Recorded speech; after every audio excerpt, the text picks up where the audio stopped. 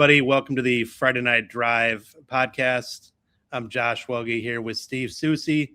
Soos, feels like last time we were commiserating. We're in a very cold December night at NIU watching the 8A state championship. It's been a short off season. It's been a very busy off season. We'll get into that, but how you doing here? Surprised. It seems like like you said, a short and busy off season, and thinking about it in the construct of, how quickly it seems to have, especially the summer, has seemed to zip by. And now with the schedule being moved up a week and all the issues that came with that along, in the process. So definitely has seemed like a kind of a unique off season in terms of getting us prepared for this.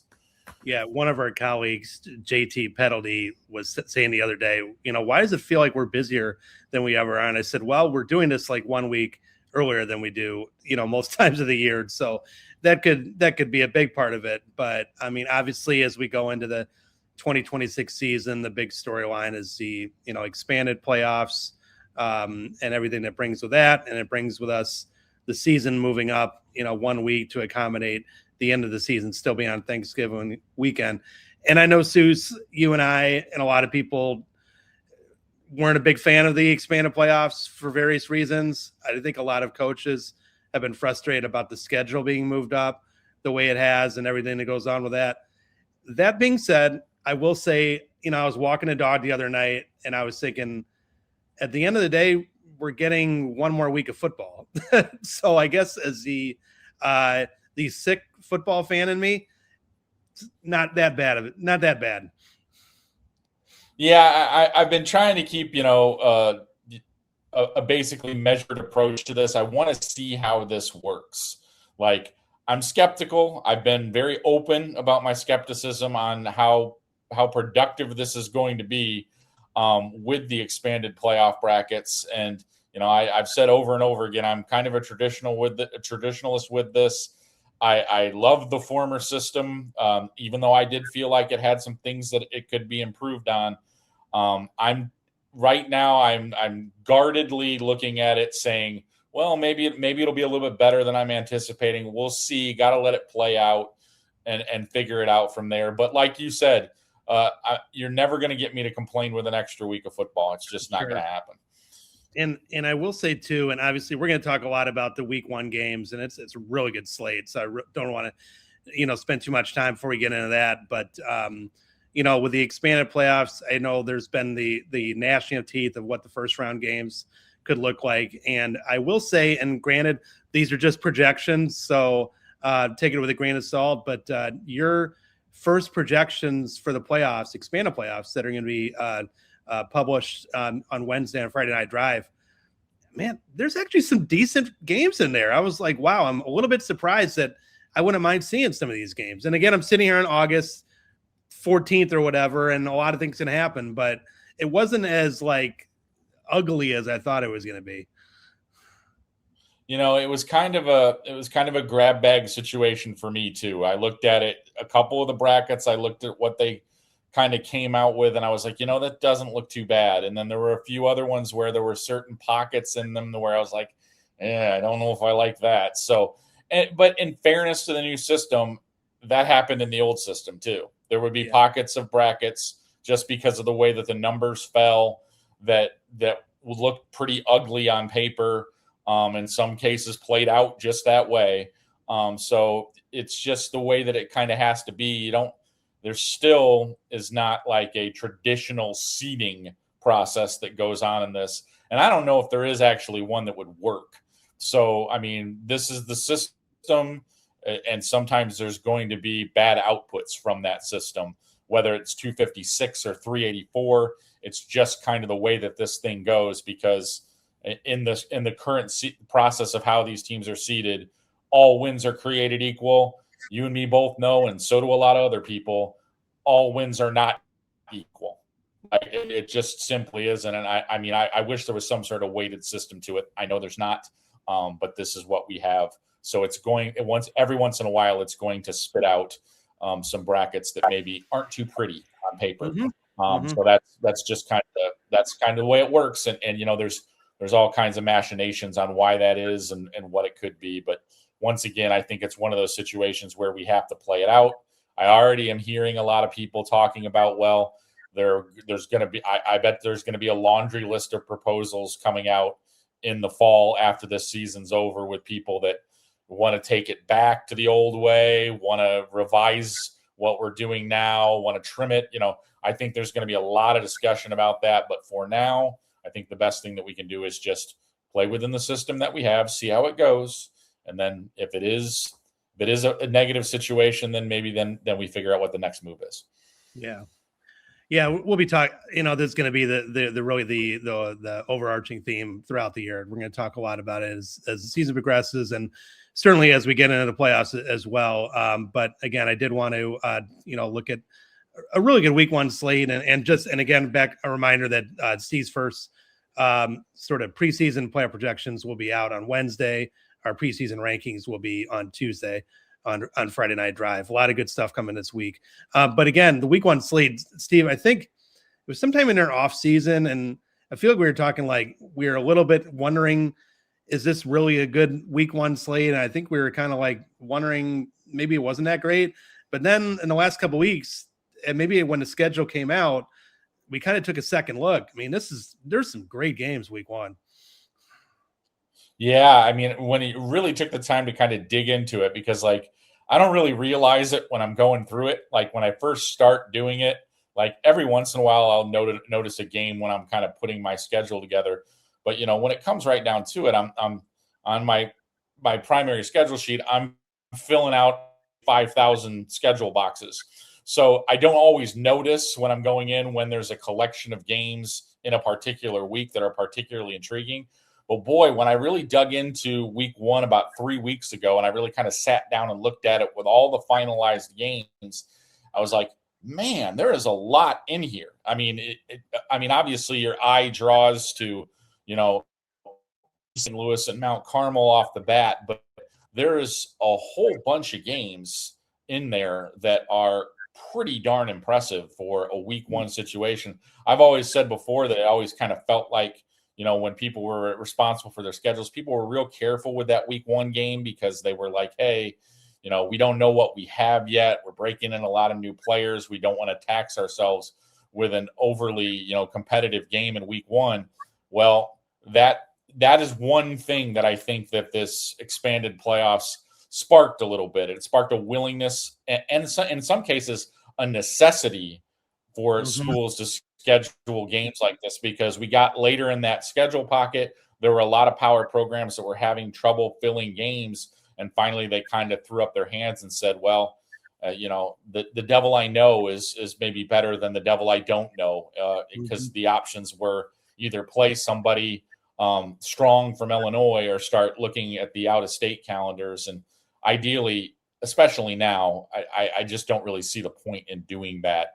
Maybe more than maybe once a season, because now it's like you can't cry that I don't want to play this guy down the block from me because they're really, really good and it might keep us from getting to the playoff field. Well, if you're going to run scared from a whole bunch of teams on your schedule now, what are we doing here? Yeah, I know you've reported on it, I think, but what is the volume of out of state this year as opposed to last year? Do you recall?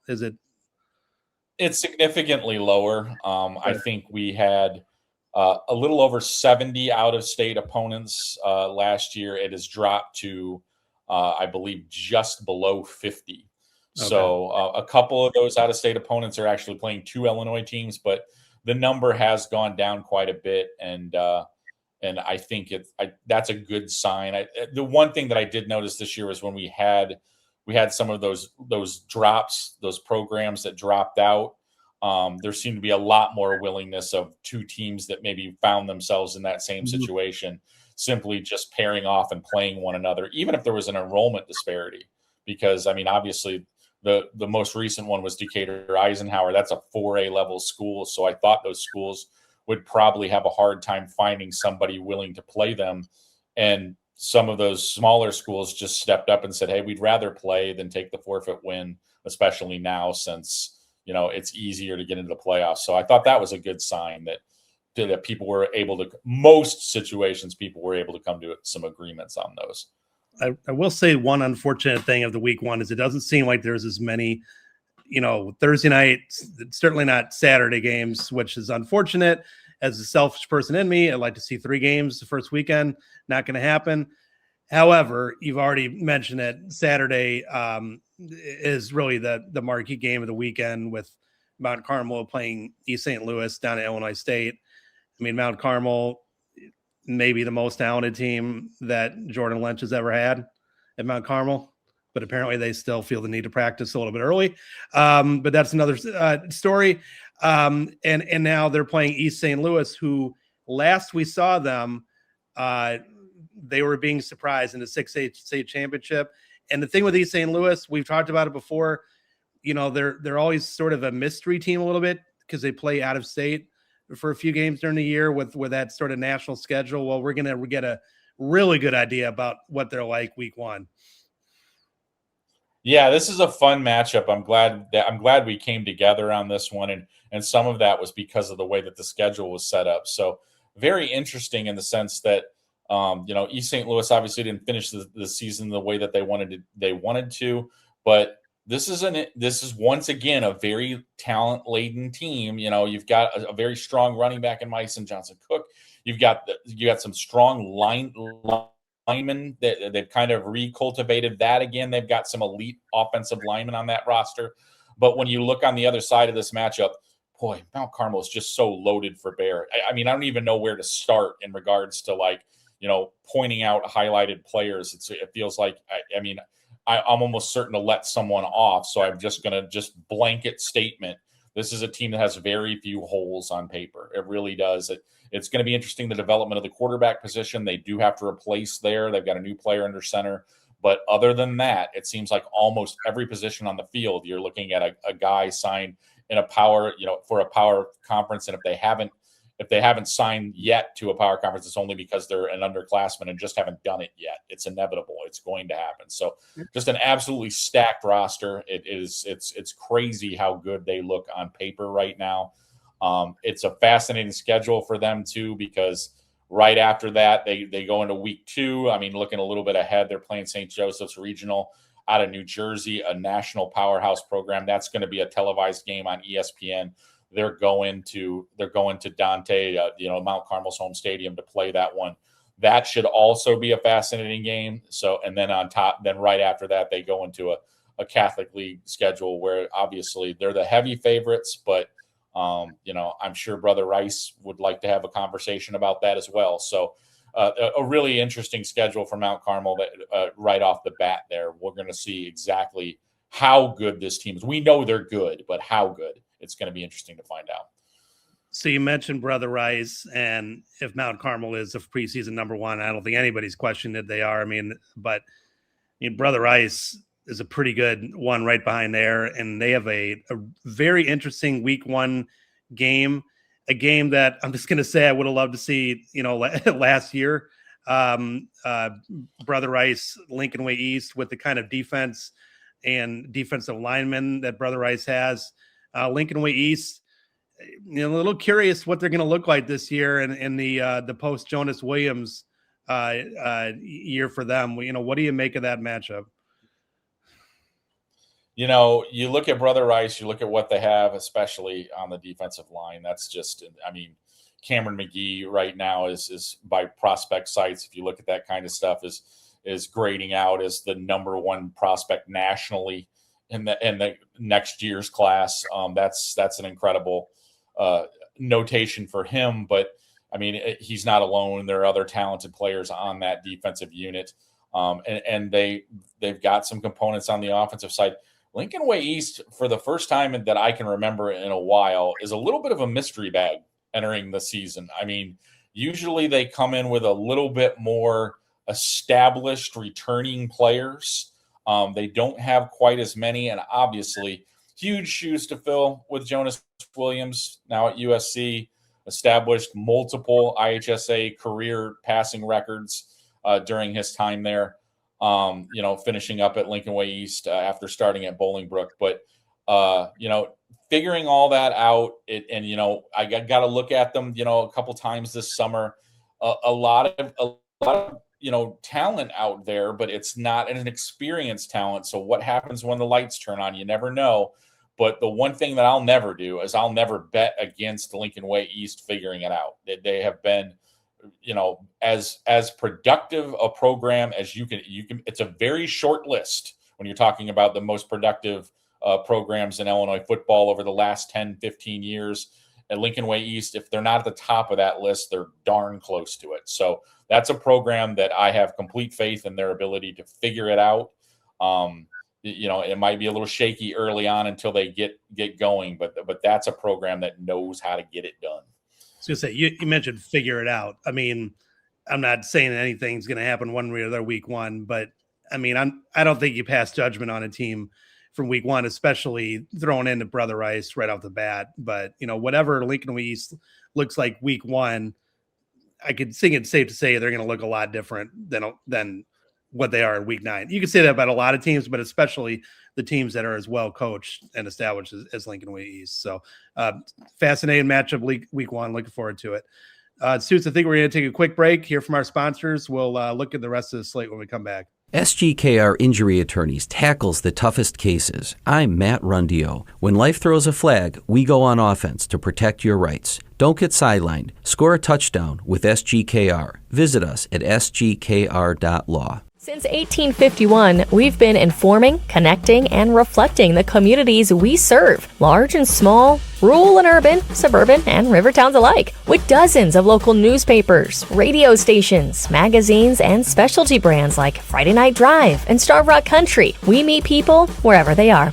We shine a light on local government. We celebrate Friday night touchdowns. We tell the stories that shape your day, from neighborhood heroes to the Chicago Bears. But what truly sets us apart? It's our people. The award-winning journalists, broadcasters, and storytellers who live here, work here, and care deeply about what matters most to you. We don't just report the news. We're part of the fabric of the places we serve, from the Mississippi to the Illinois, from the Fox all the way to the chain of lakes. Trusted for generations, still earning it every day. Shaw Media, your most trusted local source. Back here on the Friday Night Drive podcast, Josh Welge here with Steve Soucie, and we again look at the week 1 matchups. And Souce, if you like offense, I mean, I think Maine South Batavia, I don't know if you can get much better than that the week 1 matchup. Batavia, interesting team.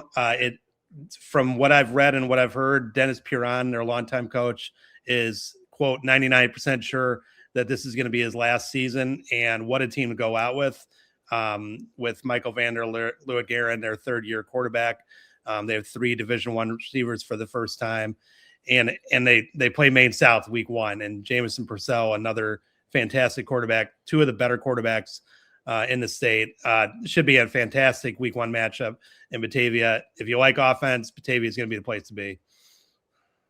Yeah, you just kind of look at that on paper, and it's just like, boy, we talked about those other 2 games before we got to this one, but I think in almost any other week, that would be the game that would be popping off the page at you. So, and it's not necessarily an afterthought, but it's like when you look at those other 2 games, you're like, wow. But then you look at that one, I'm like, boy, that one's really good too. So that's kind of typifying what we're looking at here in terms of week 1, full of these types of games where some of these teams that are coming back have that established backbone, that identity that they're going to kind of lean on all season long. And both of those 2 teams have it here. So that's going to be a really fun one. It's one of those that I'm definitely going to have my eye on that opening Friday, just in regards to kind of seeing what that turns into. I think that this very well could be a shootout, but it's one of those things where, boy, those 2 quarterbacks, if they perform anywhere near the level that I think everyone anticipates that they will, that's going to be a doozy. Batavia, really interesting first couple of weeks before they get into Duquesne. I mean, they have Maine South coming in, then they go to the Central Illinois to Rochester for against that powerhouse that they have going on down there. I love it. I mean, way to schedule there by Batavia.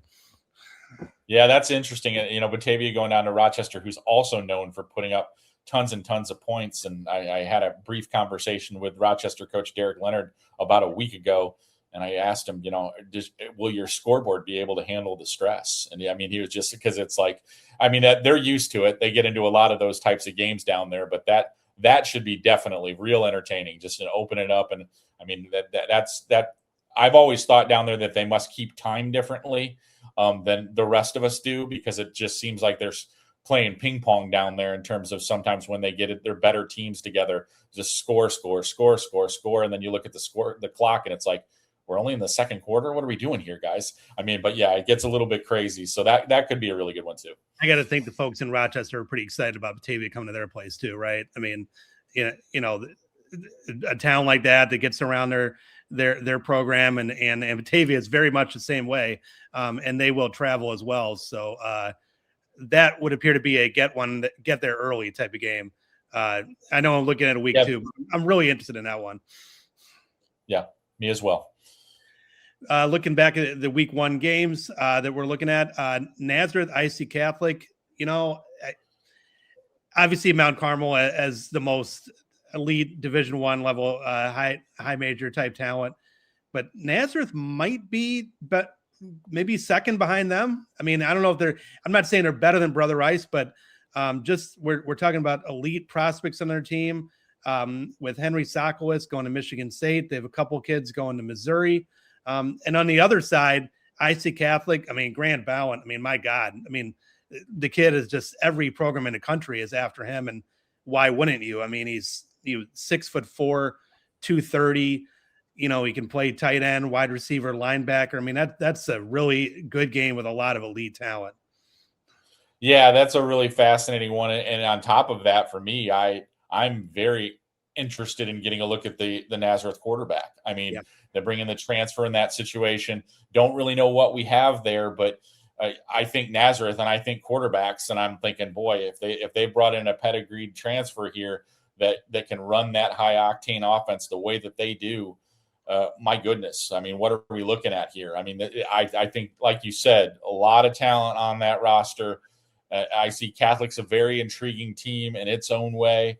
And this is another one where you just kind of look at it and say, hey, this is a great measuring stick, but you also can't take too much out of it either, if that makes any sense, because there's going to be a lot of obstacles for both of these two teams down the line. So, win or lose in this situation, just trying to get a feel for exactly where you're at, because both of those teams have hurdle upon hurdle through the rest of their season. So that they can't put too many eggs in the basket for week 1, I guess. I mean, I think Nazareth goes something like IC Catholic, York, Mount Carmel right off the bat. So, hello. Yeah. Yeah. It should be a great week 1 game at IC Catholic. A very fascinating matchup for a lot of different reasons is going to be going on in Northwest Illinois. Bennett going to Lena Winslow. Lena Winslow, obviously the Class 1A powerhouse. Bennett, a lot of intrigue in their program. Bringing in James White, the Super Bowl champion with the New England Patriots. He was an assistant coach at Illinois the last few years. So I'm curious about Bennett. I don't know what they're going to be like this year, but I do think they're probably going to have something building. But going up to Leland Winslow, that one that unfortunately I won't be able to be at, but I'm really going to be scoreboard watching. Yeah, these matchups don't happen. And when I say that, I'm talking about such a wide disparity in enrollment. You're looking at Bennett, which, their football enrollment after they're multiplied is near 2,000. Lena Winslow's is 233, I believe. So that's what we're talking about here. So pretty significant disparity in that. I mean, that only happens between, programs that are maybe struggling. That where you might have that kind of enrollment disparity. You don't see it happening between two teams that have playoff aspirations, the hopes of, making some noise if and when they get there. Kudos to both of those two teams for playing that game. You look at it on paper and you're saying, well, Bennett's got a bigger roster and, probably bigger in, excuse me, I'm about to sneeze. But a a big disparity in that sense, but it will be interesting. And Lena Winslow, for being a 1A powerhouse and having all the success that they do, they've never been against backing away from these challenges. I mean, until we had the schedule change, there was another one on the schedule for them that ended up having to be changed. But Lena Winslow had planned to play Wilmington in a non-conference game as well, but that got removed because of the way that the calendar changed. But so they changed it up and they ended up getting this game. So definitely a tip of the hat to both of these programs for making this happen and kind of taking conventional wisdom out of the equation and saying, hey, it's football, let's go play. Was that more of a late schedule, this game? Because I'm kind of curious, how did this come about? Well, I want to say it was shortly after we got official word that we were changing the schedule calendar. Some schools were scrambling, saying, hey, what do we have to do? The quirk in Lena Winslow's schedule was they have a very strong team out of Wisconsin on their schedule in week 2. And Wisconsin doesn't start playing until week 2 now for us. So in order for them to keep that contract, they had to make a change, which opened up this week 1 game fairly late in the game for them. So that was what created that vacancy in their schedule. And Bennett, like a lot of Chicago Catholic League teams, were still having problems filling some of their non-conference dates. If you look deeper onto the schedule, you'll see that in situations where CCL teams are playing non-conference games against other CCL teams because they had trouble finding games. So Bennett went proactive and said, hey, let's go. I mean, if you guys are willing to go, we'd rather play you than play a non-conference game against another Catholic League team. So if you're willing to play us, we'd be more than willing to play you. That was kind of my understanding of how that all broke down. Yeah, I mean, on the one hand, from the Bennett side, it's like, oh, we're playing, a smaller school. But on the other hand, Lena Winslow is not your, run-of-the-mill smaller school. And also, I think week 1 road trip, going way on the road to Leewin with a new coach, I think that's a good experience, for that team and that program. And like I said, I'm going to be very curious to see what materializes at Bennett. Maybe not this year, but the next 3 or 4 years with James White being there. They're renovating their football stadium there. I was by there the other day, and it's basically a parking, it's a construction site right now. So I'm very curious because they've had some success at Bennett, but not near the level of some Catholic League schools and not near the level of some of the other programs at that school. Yeah, it's been a while. It's not like we're talking about like it's been dormant for 20, 25 years here. There have been some Bennett teams that have made some runs deeper in the playoffs. But, as far as like where they kind of fall in the pecking order right now, I don't want to say they're a lower division team, but they're, they've got to make some progress to get themselves up into where they're talked about a little bit more in the upper echelon of that conference because, 3-6 last year. I mean, obviously, that would be good enough to get them in the playoffs this year, but that's obviously not the way they're thinking. But it's an interesting challenge game for both of those programs because, Bennett, obviously, they are in a situation where they kind of need to get wins where they can get them because their conference schedule is difficult once they get into it. Their crossover games are tough. So even matching that 3-6 record will be challenging. That's the reality of it. So you uttered the name Wilmington, and I tell you what, Soucie, I mean, I know we've talked about some of these powerhouse games of the upper classes, but if there is a game this weekend that is a dynamic game, not only for the level of competition, but also just what it means with the people down there, Bishop Mac Wilmington. I mean, that's a doozy right there. Yeah, I mean, granted, Bishop McNamara had a nice bounce back year last year. This was a game that I would have loved to have seen 10 or 15 years ago, to be completely honest with you. When McNamara was kind of at its apex, and Wilmington had those great. They've had great teams consistently, but this was a game that I would have liked to have seen a long time ago. I'm glad that I'm finally getting to see it now. It's two programs that aren't that far apart, that have long track records of really good success. So it's a good matchup. It's one of those games that I didn't think we made as much progress as supposedly this system claimed it was going to in terms of scheduling. But this game materialized pretty quickly when it was all official, and that was what I like to see. I like to see games like that where it was just like, okay, we both need games. We both know it's not going to be very easy for us to get games. Why don't we just do this? And that was kind of what happened there. So it was definitely a good situation. And obviously, and based on what's happening in the future, Wilmington's going to a closed conference in 2027. This is the only time it's going to happen, because next year all of Wilmington's games will be accounted for. They're not non-conference games. So this is a one-off, but it's a pretty good one-off. I don't want to talk too many more about games, but there's a couple other games that are interesting to me involving a couple teams from, power leagues. Glenbard West going down to Lockport, game that I'm going to be at on Friday night. And then Barrington going to Lions. Teams from just power leagues that are playing each other that we're going to find out a little bit more about them.